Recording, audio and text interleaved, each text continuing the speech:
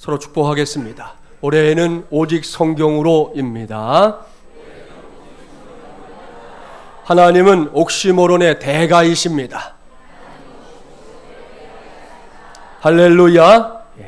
오늘은 솔라스크립투라 6번째 시간입니다. 오늘은 하나님의 꿈을 위해 우리에게 부탁하신 말씀이라는 제목으로 하나님의 말씀을 전하도록 하겠습니다.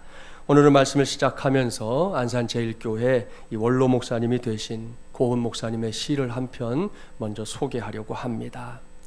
당신은 지금 무슨 꿈을 꾸고 있습니까? 하나님 말씀하시길 당신에게 하나님을 꿈꾸라 하십니다. 그분 안에 당신의 모든 꿈도 들어있기에 하나님 말씀하시기를 당신은 하나님의 꿈이라 하십니다. 당신 안에 하나님의 모든 꿈을 숨겨 놓으셨기에 하나님 말씀하시길 당신과 하나님이 임마누엘로 함께 그 꿈을 이루라 하십니다. 하나님은 당신 없이 아무 일도 안 하시고 당신은 하나님 없이 아무 일도 못하기 때문입니다. 할렐루야. 저는 이 시를 처음 우리 금요 새벽기도의 시간에 새벽용사들에게 전했었는데요. 처음에 제가 이 시를 접했을 때 단어 하나하나, 문장 하나하나가 주는 큰 감동이 있었습니다. 관심을 한번 집중해 보세요. 우리에게 꿈꾸라 하시는 하나님, 그리고 우리가 하나님의 꿈이라 하시는 하나님, 나아가서 하나님과 함께 그 꿈을 이루라고 하시는 하나님, 그 하나님이 나의 아버지, 우리의 아버지시고 그 하나님이 나의 구원자, 우리의 구원자라는 사실을 생각할 때 얼마나 큰 감동이 느껴졌는지 모릅니다. 여기에 하나님의 꿈이라는 표현이 등장하는데요. 여러분은 그 꿈이 어떤 꿈이라고 생각하십니까? 저는 일찍이 창세기 1장에서 하나님의 꿈을 발견했던 적이 있었습니다. 창세기 1장 제일 성경 앞이니까 한번 펼쳐보세요. 창세기 1장을 보면 첫 번째로 하나님의 꿈이 뭐냐? 하나님을 닮은 사람들이 뛰어다니는 세상을 만드는 겁니다. 그게 하나님의 첫 번째 꿈이었어요. 창세기 1장 1절 이하의 말씀은 온 우주를 말씀으로 창조하신 하나님의 창조의 기록이죠. 세상을 가장 아름답게 창조하신 하나님께서 그 세상을 맡기기 위해 창조하신 존재가 따로 있었습니다. 그것은 사람입니다. 좁혀서 말한다면 저와 여러분이지요. 물론 세상의 모든 생명체가 하나님에 의해 창조되었습니다. 따라서 모든 생명체가 귀합니다. 그럼에도 불구하고 사람은 그 존귀함에 있어서 세상 어떤 생명체와도 비교할 수 없는 놀라운 가치를 갖고 있는데요. 그 가치가 무엇인지 창세기 1장 26절은 정확하게 말씀해 주고 있습니다. 우리 26절 말씀 함께 봉독해 볼까요? 하나님이 이르시되 우리의 형상을 따라 우리의 모양대로 우리가 사람을 만들고 그들로 바다의 물고기와 하늘의 새와 가축과 온 땅과 땅에 기는 모든 것을 다스리게 하자 하시고. 아멘. 할렐루야. 사랑하는 마주물리랑 가족 여러분, 여기에 사람에게 매겨진 위대한 가치가 있습니다. 그것은 하나님의 형상대로 창조되었다라는 사실입니다. 형상으로 번역된 히브리어 이 첼렘이라는 단어는 어떤 사물과 그것을 그린 그림이 서로 이렇게 닮은 것처럼 하나님과 사람 사이에서 찾아볼 수 있는 구체적인 닮은 꼴, 그것이 형상이라는 단어입니다. 한마디로 말하면 하나님을 닮은 존재가 사람, 바로 저와 여러분이라는 말씀입니다. 이 얼마나 놀라운 일입니까? 당장 여러분 옆에 있는 성도를 한번 이렇게 쳐다보세요. 째려보지는 말고 기왕이면 푸근한 눈빛으로 좀 바라보세요. 그 사람이 어떤 사람이냐? 하나님을 닮은 사람입니다. 축복해 볼까요? 어쩜 그렇게 하나님 닮으셨어요? 할렐루야. 여러분, 이것이 하나님의 꿈이라는 거예요. 이러한 하나님의 꿈은 우리의 삶에서도 쉽게 찾아볼 수 있습니다. 그 증거를 이제 보여드리려고 그래요. 사진을 먼저 한 장 보여드릴게요. 어디서 많이 본 얼굴이지요? 원래 두 번째 사진은 그 다음 나와야 되는데 같이 나와버렸어요. 같이 나와버렸는데, 자, 앞에 보여드린 사진은 제가 어렸을 때 세상을 떠나신 저희 아버님 사진입니다. 아까 1, 2부 때는 그게 먼저 딱 나오니까 우리 집사님들이 다 전주하고 저 어디서 흑백을 찍었냐 이렇게 그렇게 했는데, 모자를 보시면 대광이라고 돼 있잖아요. 저희 아버님이 대광 중고등학교 출신이거든요. 준혁이가 이제 할아버지 뒤를 따라서 대강에 들어가게 된 건데, 아무튼 그 시절 교복 입고 찍으신 사진이에요. 그리고 그 옆에는 여러분이 잘 아시는 사람이죠. 근데 자, 누가 봐도 두 사람이 부자지간이라는 거 알 수 있을까요? 없을까요? 알 수 있죠. 어디 김진철 목사뿐이겠습니까? 여러분도 마찬가지입니다. 우리의 모습 하나하나에 하나님의 마음이 고스란히 담겨 있는 거예요. 그렇습니다. 하나님은 이 세상이 하나님을 닮은 사람들로 가득 채워지기를 원하셨습니다. 단지 생김새만이 아니라 생각하는 거, 말하는 거, 행동하는 것이 다 하나님 닮기를 원하시고 원하신 겁니다. 이것이 우리 하나님의 첫 번째 꿈이에요. 두 번째 하나님 꿈은 뭐냐? 하나님은 복 주시고 세상과 사람은 그 복을 누리는 것입니다. 창세기 1장 27절 28절 함께 봉독해 볼까요? 27절 28절입니다. 하나님이 자기 형상 곧 하나님의 형상대로 사람을 창조하시되 남자와 여자를 창조하시고 하나님이 그들에게 복을 주시며 그들에게 이르시되 생육하고 번성하여 땅에 충만하라. 땅을 정복하라. 바다의 고기와 공중의 새와 땅에 움직이는 모든 생물을 다스리라 하시니라. 아멘. 이 말씀에 따르면 하나님 어떤 분입니까? 하나도 복잡하지 않습니다. 하나님은 복 주시는 분입니다. 그것도 복 주는 걸 즐거워하는 분입니다. 믿습니까? 예. 이재철 목사님은 복에 관해 정의하기를 피조물에 대한 하나님의 애프터 서비스다, 그렇게 말했습니다. 의미 있는 정의예요. 사랑하는 여러분, 값비싼 물건일수록 AS가 선택일까요? 필수일까요? 필수죠. 철저하게 마련입니다. 비싸면 비쌀수록 그렇죠. 왜요? AS가 없이는 제품을 끝까지 제품답게 사용하기가 힘들기 때문입니다.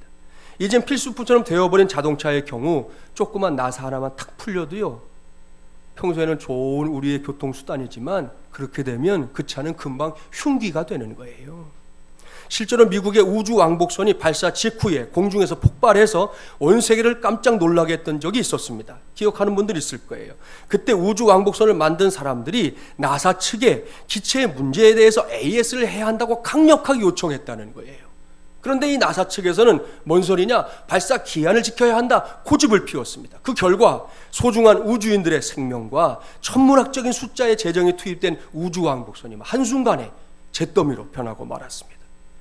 이것은 AS가 얼마나 중요한 일인지 깨닫게 해주는 대표적인 사례입니다. 그러니 여러분, 세상에 만들어진 물건들도 그러할진데 천하보다 귀하게 창조된 사람은 어떻겠습니까? 사람이야말로 복이 꼭 필요한 존재입니다. 왠지 아시죠? 피조물인 인간은 창조주신 하나님의 AS가 없이는 결코 사람답게 살 수 없기 때문입니다. 이런 의미에서 복을 구하는 거 있죠. 기복. 기복은 잘못된 게 아니에요. 문제는 기복이 아니라 기복이 기복주의로 변질하는 거, 그게 문제인 것입니다. 그렇습니다. 기복과 기복주의는 다릅니다. 복을 구하는 것, 기복이 AS를 받는 것이라고 말씀드렸잖아요. 기복주의는 뭐냐? 자동차 주인이 AS를 자동차를 구입한 목적으로 삼는 것과 똑같이 어리석은 일이에요. 자동차를 샀으면 평상시에 타야지요. 교통수단으로 타고 다니다가 문제가 생기면 AS를 받아야 되는데, 아예 살 때부터 나는 AS 받으려고 이 차 샀어 하고는 정비소에 들여놓고 타고 다니지도 않아. 그래 놓고는 내게는 왜 복이 없냐고 말하는 것과 똑같다는 말입니다. 그러니 꼭 기억하십시오. 하나님은 우리 모두가 복을 누리며 살기 원하십니다. 지금 창세기 1장 펼쳐 놓으셨는데요, 그렇게 온 천하 만물을 창조하신 하나님이 누구의 하나님입니까? 나의 하나님입니다. 우리의 하나님입니다. 누구의 아버지입니까? 나의 아버지입니다. 우리의 아버지입니다. 맞습니까? 분명합니까? 괜히 허세를 부리는 거 아니십니까? 좋습니다. 그렇다면 당당하십시오. 결코 세상 앞에서 쫄아서는 안 됩니다. 쫄지 말라고 하나님께서 우리에게 복을 주시는 거예요. 하늘의 복을 주시고요, 땅의 복도 주십니다. 그렇다고 해서 늘 그 복만 구하고 앉아있으면 안 된다는 거예요. 그 복을 통해 사명을 감당해야 합니다. 그리할 때에 또 다른 복을 부어주시는 하나님의 귀한 은혜를 우리 모두가 맛보게 될 줄 믿습니다. 세 번째로 하나님의 꿈은 하나님이 보시기에 심히 좋은 세상을 만드는 것이에요. 창세기 1장 계속 펼치고 계시니까요. 31절 말씀 함께 봉독해 볼까요? 31절입니다. 하나님이 그 지으신 모든 것을 보시니 보시기에 심히 좋았더라. 저녁이 되며 아침이 되니 이는 여섯째 날이니라. 아멘.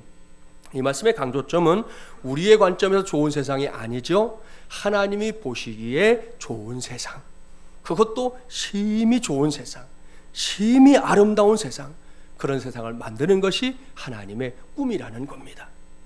여기까지 저는 성경이 증거하고 있는 하나님의 꿈을 쭉 말씀드렸어요. 이러한 꿈을 갖고 있는 하나님이 나쁜 하나님입니까? 좋으신 하나님입니까? 1번 나쁜 하나님, 2번 좋으신 하나님. 몇 번이에요? 2번 정답이에요. 그렇다면 그렇게 좋으신 하나님과 우리 사람의 관계는 어떻게 되어야 하는 걸까요? 1번 찬바람이 쌩쌩 오가야 한다. 2번 친밀감이 넘쳐야 한다. 몇 번이에요? 2번이에요. 할렐루야. 이렇게 성경을 읽어나가다 보면 정답을 찾는 일이 그다지 어려운 일은 아닙니다. 문제는 그것이 정답인 것은 맞는데 현실이 거기에 미치지 못한다는 데에 있을 뿐이에요. 창세기 3장으로 가보면요, 좋으신 하나님과 친밀감이 넘쳐났던, 그야말로 막 끈적끈적했던 관계였던 사람들이 하나님이 금하신 죄를 짓게 됩니다. 하나님처럼 될 수 있다는 사탄의 달콤한 유혹에 그만 홀랑 넘어가 버린 것이죠. 이때부터 하나님은 더 이상 좋으신 하나님으로만 있을 수 없게 되었습니다. 하나님과 사람의 관계 역시 친밀감을 유지할 수 없게 됐습니다. 한마디로 말하면 모든 관계가 깨진 겁니다. 단절된 겁니다. 서로 좋아서 죽고 못 살던 관계가 마치 원수지간처럼 변해버린 겁니다. 이렇게 하나님의 꿈은 산산조각이 나고 말았습니다. 너무나 가슴 아픈 일입니다. 너무나 답답한 일입니다. 여기까지 전한 말씀을 염두에 두고 오늘의 본문인 고린도후서 5장으로 가겠습니다. 오늘 주신 말씀은 우리가 너무나 잘 알고 있는, 심지어 외우기도 하는 말씀으로 시작되지요. 17절 말씀, 고린도후서 5장 17절 한번 같이 외워볼까요? 그런즉 누구든지 그리스도 안에 있으면 새로운 피조물이라, 이전 것은 지나갔으니 보라 새 것이 되었도다. 아멘. 여기서 우리가 관심을 가져야 할 것은 그리스도 안에라는 말씀과 그냥 피조물이 아니죠, 새로운 피조물이라는 말씀입니다. 앞서 저는 하나님의 꿈이 뭔지 말씀을 찾아가며 소개했었고, 그 꿈이 죄로 인해 산산조각이 났다는 사실도 말씀드렸습니다. 그런데 그것이 모든 것의 결말은 아니었습니다. 신약 성경으로 넘어오면서 세상의 역사가 새롭게 써지고 있는 거예요. 그것은 산산조각 났던 하나님의 꿈이 다시금 제 모습을 되찾게 된 건데요, 그 놀라운 일을 현실로 만든 분이 누구라고요? 원천하 만물의 주인이고 하늘과 땅의 권세를 쥐고 있는 그리스도, 우리의 주님 예수님입니다.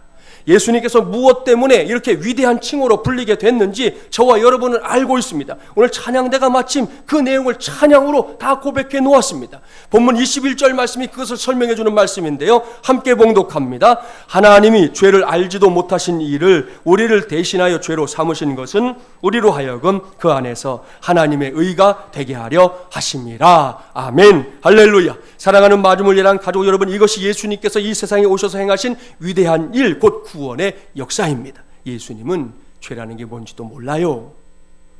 그런 분에게 우리의 모든 죄를 다 짊어지게 하신 것이 하나님, 성부 하나님의 뜻입니다. 예수님은 성부 하나님의 뜻에 따라 인류의 죄를 그 어깨에 몽땅 다 짊어지고 십자가의 길을 걸어가셨습니다. 그 모습 기억하고 있습니까? 예수님은 채찍에 맞으셨습니다. 가시면류관 쓰셨습니다. 혼자서는 감당하기 어려운 큰 십자가 짊어지고 골고다로 올라가셨습니다. 그리고 발가벗겨졌습니다. 그런 다음에 십자가에 매달린 채 공중에 높이 들리셨습니다. 참담한 수치를 당하신 거지요. 그것도 끝이 아닙니다. 그렇게 십자가 위에 매달린 채 물 한 방울, 피 한 방울 남김없이 다 흘리셨습니다. 그러니 돌아가실 수밖에 없잖아요. 하나님은 이렇게 심각한 죄의 문제를 아주 심각하게 다루셨습니다. 2주일 전에 저는 이 대목과 관련해서 하나님께서 분명하게 알고 있는 사실에 대해 말씀을 전한 적이 있어요. 기억하십니까? 하나님은 우리 안에서 이 넘치고 있는 죄의 문제, 그 문제의 심각성을 너무나 잘 안다 말씀드렸어요. 이것은 반드시 해결해야 할 것이라고 생각하는 분이 그분이에요.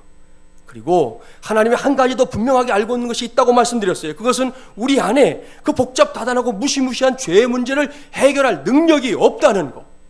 그것도 조금 없는 정도가 아니고 전혀 없다는 것. 하나님은 그것도 잘 알고 있다 말씀드렸습니다. 그렇기 때문에 하나님이 우리를 부르시는 부르심이 단순한 거예요. 복잡하지 않은 거예요. 그렇습니다. 저와 여러분 앞에서 하나님이 건건이 문제를 나열해 봤자 소용이 없다는 걸 아신다니까요. 너 이거 어떡할래? 너 이거 어떡할래? 넌 이거 왜 이렇게 했니?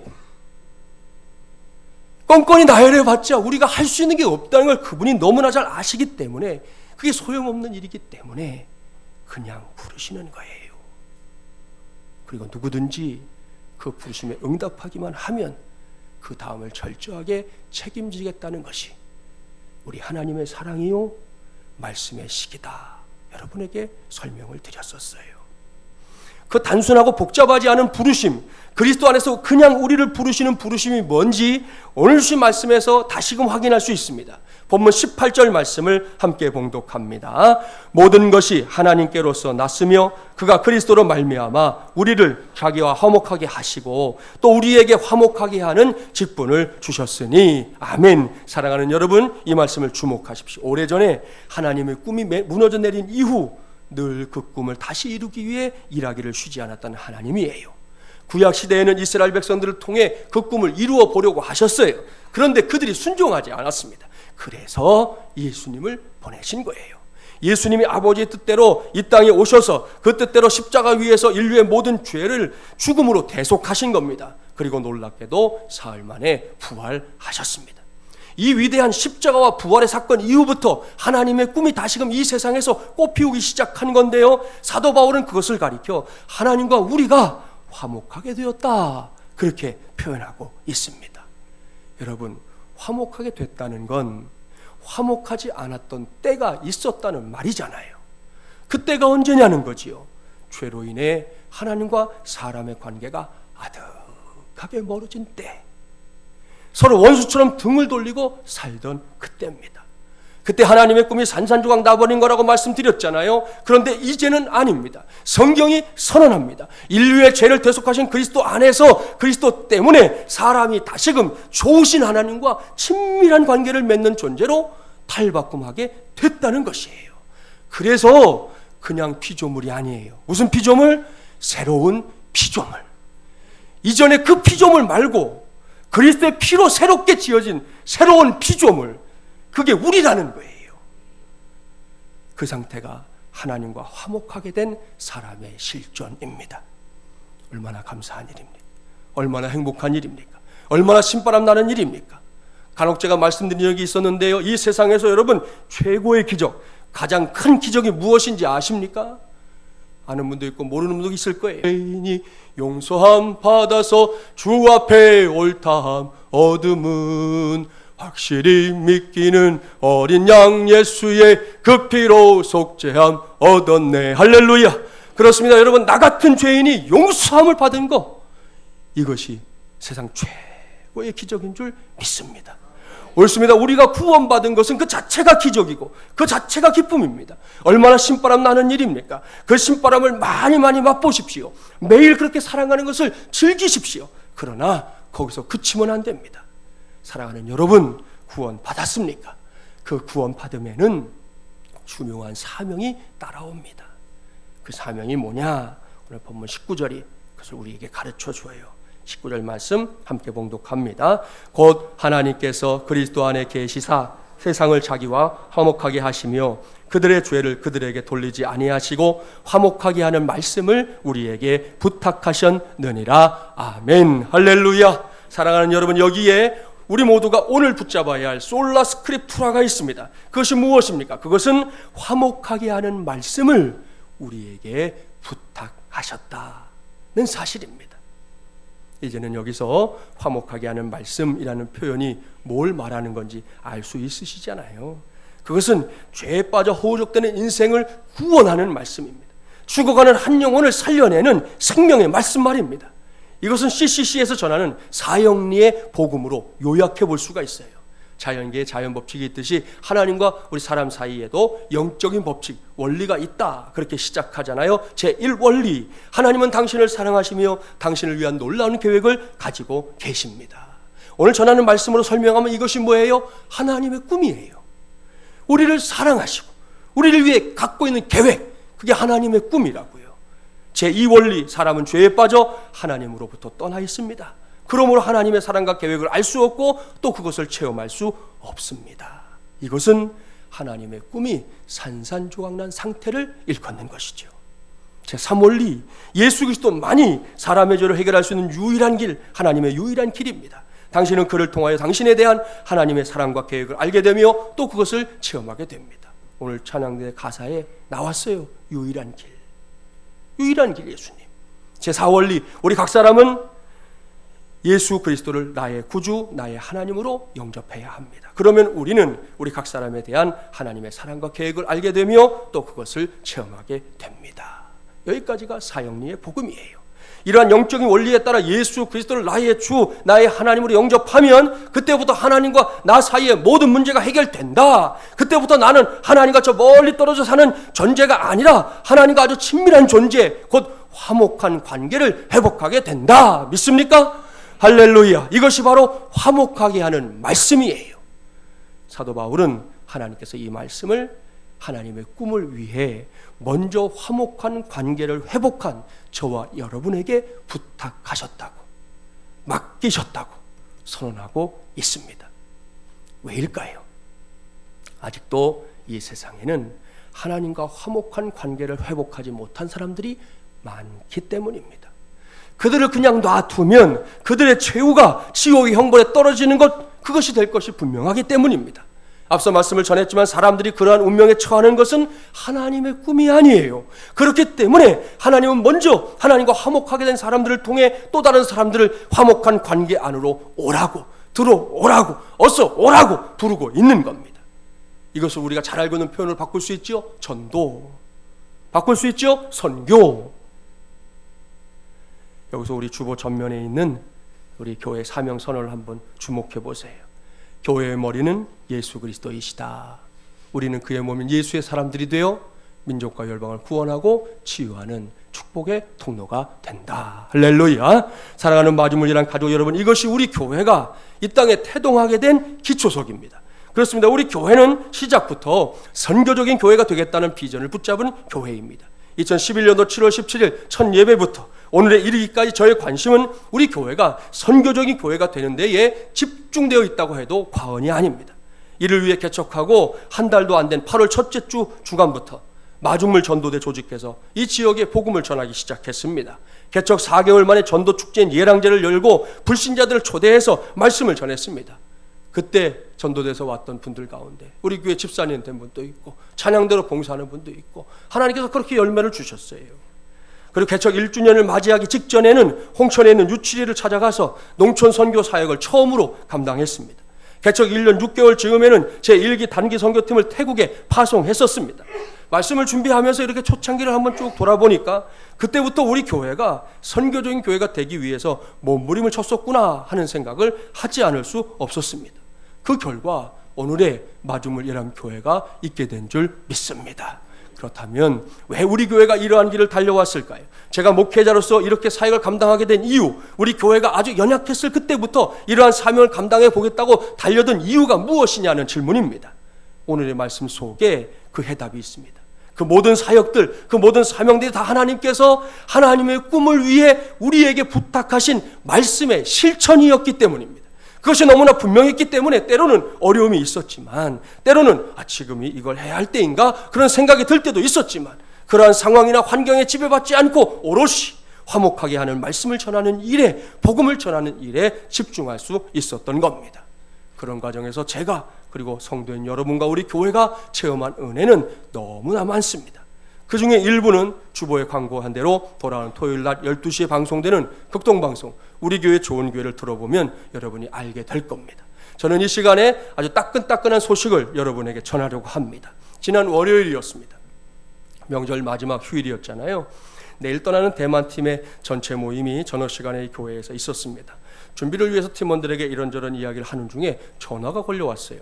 멀리 봉화에서 온 전화였습니다. 제게 전화를 건 사람은 봉화에 사는 황아무개 씨인데요. 저는 이분과 영적으로 좀 의미 있는 관계를 맺고 있습니다.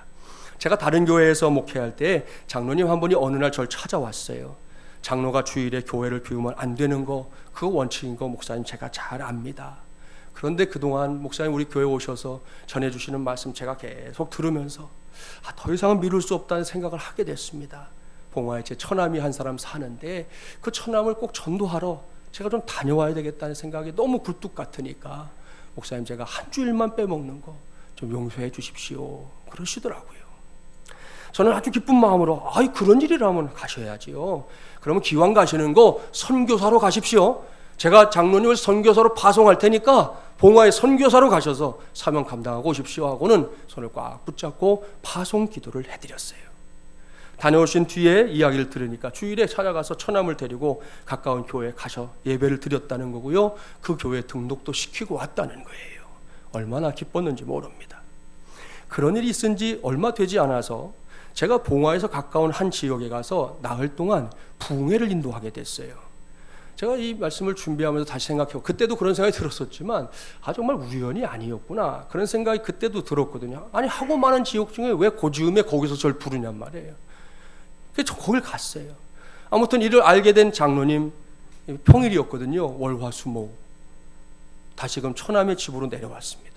그리고는 제가 부흥회를 인도하는 내내 새벽에도 오전 집회에도 저녁 집회에도 뽑아보니까 10번이에요. 차로 왕복하는데 1시간 반 정도 걸려요. 그거를 새벽에도 오시고 오전에도 오시고 저녁에도 오시고 그 장로님이 평소에 저랑 같이 주일마다 예배드리는데 제 말씀 들으려고 오는 건 아니잖아요. 처남을 그 자리에 참석시키려고 그렇게 1시간 반을 운전해서 와서 왔다 가고 왔다 가고 10번을 그렇게 했어요. 이렇게 말씀을 들으니 왜 아무런 일도 일어나지 않겠습니까? 이 처남이 은혜를 받았어요. 그때 저보고 하는 말, 목사님 자주 내려오셔서 좋은 말씀 전해주시면 좋겠어요 그러더라고요. 할렐루야. 그 뒤로 이제 그분하고 이제 관계가 만들어진 거예요. 그리고 그대로 세월이 많이 흘렀는데요. 이분 그러니까 이 황 선생님의 신앙생활이 쉽지는 않았어요. 이 시골 교회이다 보니까 좀 뭔가 맞지 않는 게 있으신 거예요. 어떤 때는 좀 마음이 좀 상하기도 하고 교회 갔다가 좀 이제 안 가고 싶다 이런 마음 들고 이런 때가 이제 몇 번 있었어요. 중간중간 통화할 때마다 신앙생활을 그렇게 하면 안 됩니다. 한 번 빠지면 교회는 보름 만에 가는 것이고 2번 빠지면 21일 만에 가는 것이고 그러다 보면 신앙생활 안 하게 되니까 그러면 안 되니까 신앙생활 잘 하시라고 권면하면 그래도 그때마다 네 목사님 늘 그렇게 얘기하셨던 분이에요. 여러분이 기억하고 있는지 모르겠지만 간혹 우리 교회에서 광고도 나간 적이 있는데 봉화에서 토종닭이 왔다, 봉화에서 야채가 왔다 그런 적이 있었죠. 기억나시죠? 그걸로 우리가 점심 식사 메뉴 잘해서 먹었잖아요. 이분이 보내준 거예요. 그러니까 여러분은 하나님 덕에 김진철 목사 덕에 봉화표 토종닭 드신 거라고요.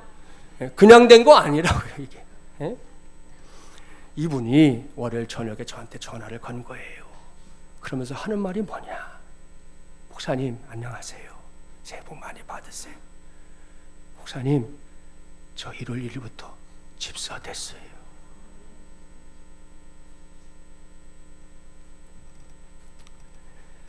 그리고 목사님이 새로 오셨는데 저한테 요즘 일을 많이 시키시네요.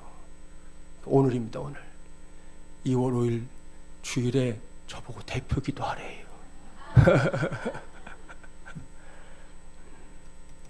그 다음 말씀이 그거였어요. 목사님께 말씀을 드려야 될 것 같아서 시간은 늦었지만 전화를 드렸습니다. 목사님 감사합니다. 꼭 한번 내려오세요. 이제 간다고 약속했어요. 할렐루야. 사랑하는 여러분, 얼마나 감격스러운 일입니까?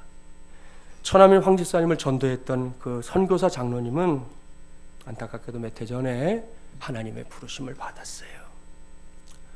황 집사님과 통화를 하는데 장로님 생각이 많이 나더라고요.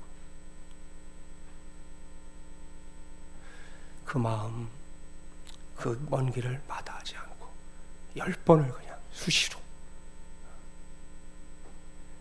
장로님 많이 생각났고요. 또 하나 든 생각은 우리 장로님 천국에서 정말 기뻐하겠다.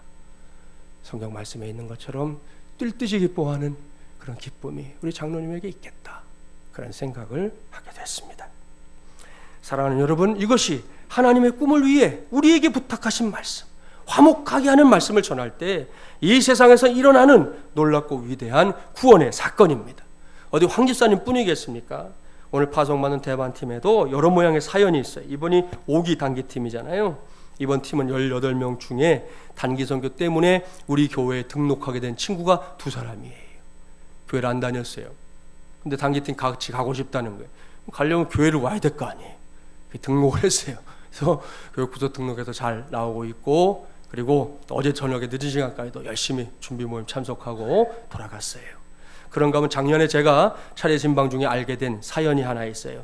이 집에 집사님 자녀인데 이 친구가 작년, 그러니까 그때 6학년이었거든요. 이번에 중학교 올라갔어요. 그때부터 2017년 단기팀에 참여하고 싶다는 마음을 먹은 거예요.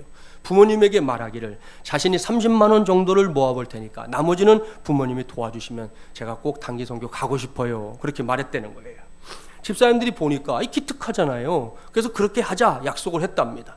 그러고 나서 심부름하면 1,000원, 궁금하면 500원이지만 심부름은 1,000원, 동생 신발 빨아주면 용돈 주고, 그 밖에도 뭔가 일이 있을 때마다 용돈을 조금씩 줬다는 거예요. 어제 들어보니까 이번에 세뱃돈도 몽땅 다. 신방하면서 이 이야기를 듣는데 목사의 마음이 어떻게 됐을까요? 1번 맨송맨송했다, 2번 뜨거워졌다. 우리 교회 정답은 몇 번? 2번. 바꿀지도 몰라요. 방심하지 마세요. 제가 그 주간 토요일에 이 친구를 불렀어요. 그리고는 봉투를 하나 손에 쥐어줬어요. 그 안에는 그 친구가 단기 선교에 참여하겠다고 마음을 먹고 먹으려고 했던 이 목표에게 우리 교회니까 우리는 교회식으로 11조를 넣어줬어요. 그리고 그 봉투를 건네면서 말했습니다. 네가 너무나 귀한 마음을 먹었다는 얘기를 엄마에게 들었다. 그래서 내게 힘을 실어주고 싶어서 네가 모으려고 하는 것의 10분의 1을 목사가 주고 싶어서 너 불렀다. 주고는 잘 준비해서 우리 멋진 단기팀 한번 해보자, 그렇게 약속을 하고 기도하고 돌려보냈어요. 이 친구는 단기팀 지원에 관한 광고가 나가니까 일본어로 신청했어요. 할렐루야. 이 친구만이 아닙니다. 작년에 캄보디아를 다녀온 친구는 작년보다 더 설레서 요즘 잠을 못 자겠다고 빨리 가서 그 사람들 만나고 싶다고 안달을 하고 있다는 거예요. 그런가 하면 아들이 단기 선교에 다녀온 뒤에 확 변한 것을 보고는 자신도 도대체 단기 선교가 뭐길래 우리 아들이 이렇게 변했지? 그게 궁금해서 따라 나선 집사님도 있습니다. 그 밖에도 이런저런 사연을 안고 있는 이들이 내일 대만으로 떠납니다. 이번 팀은 그곳에서 주중에 어린이들을 대상으로 성경학교 사역을 감당하게 하고요, 또 마을회관을 빌려서 한국의 밤 행사도 가질 예정입니다. 불고기도 해서 먹일 것이고, 떡볶이도 해서 먹일 것이고, 주먹밥도 해서 먹일 것이고, 궁금하시면 따라오세요. 여러분 맛보시게 해드릴게. 주일에는 까오슝 청도천 교회에서 사역을 감당하게 될 겁니다.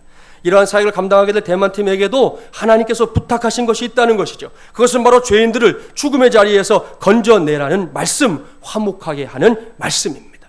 그 말씀으로 하나님의 꿈을 이루라고 대만팀을 그 땅으로 보내시는 줄 믿습니다. 사랑하는 마중을 예한 가족 여러분, 이렇게 먼저 구원받은 우리 모두에게 부탁하신 이 화목하게 하는 말씀의 가치가 어떤 것인지 아십니까? 오늘 예배 중에 우리가 이미 찬송과 가사를 통해서 그 가치를 알게 됐어요. 주 내게 부탁하신 일, 누구가? 천사가 흠모하겠네. 화목해 하라신 구주의 말씀을 온 세상 널리 전하세. 할렐루야. 이 찬송을 보세요. 하나님의 꿈을 위해 우리에게 화목하게 하는 말씀을 부탁하신 거, 이것은 천사들도 흠모하는 일이랍니다.